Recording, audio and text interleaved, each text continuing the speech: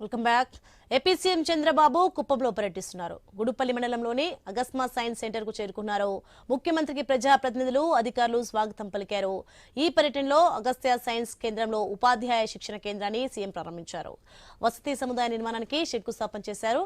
CM Chandrababu ఉన్నారు. Live చూద్దాం.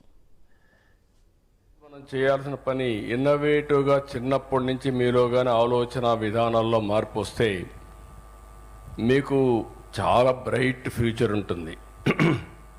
ఇప్పుడు ఎవరికంటే కూడా మనం తక్కువ కాదు భారతీయులం.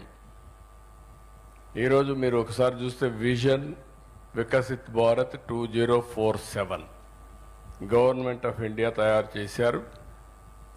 2047కి ప్రపంచంలో భారతదేశం నెంబర్ 1 దేశంగా ఉండాలని, అందరికీ మెరుగైన జీవన ప్రమాణాలు ఉన్నారని ఒక విజన్ పెట్టుకో ముందుకు పోతున్నాం. ఈరోజు అభివృద్ధి చెందే దేశాలన్నింటిలో కూడా చెందే దేశాల్లో చూసుకుంటే ఎక్కువ అభివృద్ధి మన దేశంలో అవుతా ఉంది. మోస్ట్ హ్యాపనింగ్ కంట్రీ ప్రపంచంలో భారతదేశం. ఆ స్థాయికి మనం చేరుకున్నాం. అయితే ఎప్పటికప్పుడు మీలో కూడా ఏంటంటే పిల్లల్లో మీరు అందరూ ఇక్కడ ఉన్నారు. రాబోయే రోజుల్లో ఇంకా ఇన్నోవేటివ్ ఎడ్యుకేషన్ వస్తుంది. ఇప్పుడు ఇక్కడ మీరందరూ వచ్చిన తర్వాత ఒక ఐడియా ఇచ్చారు. ఈ ఐడియాని మీరు జీవితంలో కానీ అడాప్ట్ చేసుకోగలిగితే అక్కడి నుంచి ఇప్పుడు గవర్నమెంట్ కూడా ఏం చేస్తున్నామంటే రతన్ టాటా ఇన్నోవేషన్ హబ్ పెట్టాం.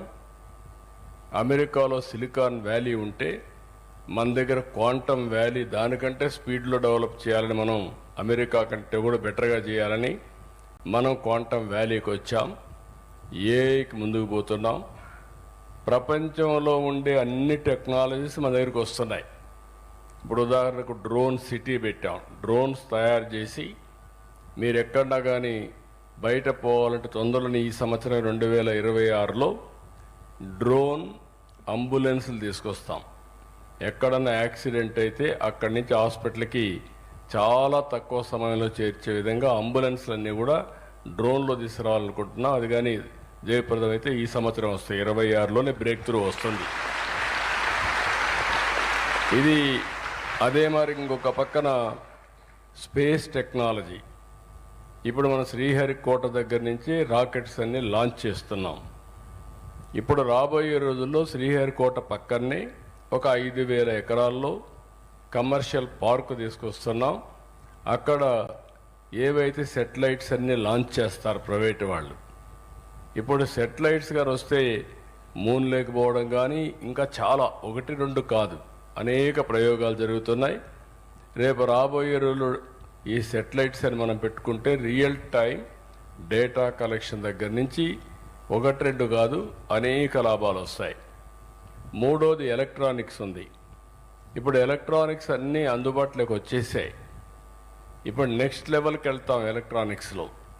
అది కానీ వస్తే ఐఓటీస్, సెన్సార్స్, సీసీటీవీ కెమెరాలు ఇవన్నీ వస్తే ఈజీగా డేటా కలెక్షన్ అంతా కూడా వస్తుంది. ఈ డేటా వచ్చిన తర్వాత అప్లికేషన్ కానీ వెళ్తే మనం నిర్ణయాలన్నీ సరైన నిర్ణయాలు వస్తాయి. పిల్లలు కాబట్టి మీరందరూ కూడా క్రియేటివిటీకి వచ్చారు కాబట్టి మీకు ఒక ఐడియా కోసం ఈ విషయాలకు ఉండే ప్రొఫెసర్స్ కూడా చెప్తున్నాం. ఎప్పుడో ఇండియాలో ఫస్ట్ టైం మనం మెడ్టెక్ పార్క్ పెట్టాం. మెడ్టెక్ పార్క్ పెడితే ఆ మెడ్టెక్ పార్క్ నుంచి ఏవైతే మనకు కావాల్సిన మెడికల్ ఎక్విప్మెంట్ అంతా ఇక్కడి నుంచే మనం తయారు చేస్తున్నాం. విశాఖపట్నంలో ట్రై మ్యానుఫ్యాక్చర్ చేస్తున్నాం. కంబైన్డ్ ఆంధ్రప్రదేశ్లో ఇది పెట్టినప్పుడే, అగస్త్య పెట్టినప్పుడే నేను ఆ రోజు బయోటెక్నాలజీ పార్క్ పెట్టాను, జెనామ్ వ్యాలీ. అక్కడి నుంచి మనకి ఈ మధ్యకాలంలో కరోనా వచ్చింది. ఆ కరోనా వచ్చినప్పుడు కరోనాకు భారత్ బయోటెక్ వ్యాక్సిన్ తయారు చేశారు. అది ఎక్కడ తయారు చేశారంటే అప్పుడు నేను పెట్టినటువంటి జెనామ్ వ్యాలీ నుంచి బయోటెక్నాలజీ పార్క్ని తయారు చేశారు. దానివల్ల కొన్ని కోట్ల మంది ప్రాణాలు కాపాడుకున్నాం. మన ప్రధానమంత్రి గారు 100 దేశాలకి ఈ వ్యాక్సిన్ సరఫరా చేసి ఆ దేశాలన్నీ కూడా మనల్ని మెచ్చుకునే పరిస్థితికి వచ్చారు.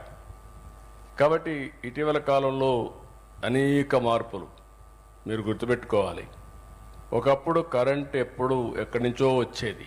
కరెంటే ఉండేది కాదు. కుప్పం లాంటి నియోజకవర్గాల్లో మరీ లేటుగా వచ్చింది.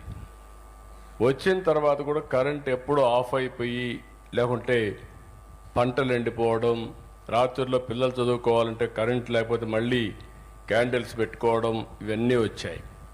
ఇప్పుడిప్పుడు కరెంటు సరఫరా మెరుగుపరిచాం. ఇప్పుడు ఇంకొక పక్కన మీరు చూస్తే ఫస్ట్ టైం రెన్యూవబుల్ ఎనర్జీ, కరెంటుకు బొగ్గు అవసరం లేదు. ఈరోజు ఎండతో కరెంటు తయారు చేసుకుంటున్నాం, గాలితో కరెంటు చేసుకుంటున్నాం, నీటితో కరెంటు చేసుకుంటున్నాం.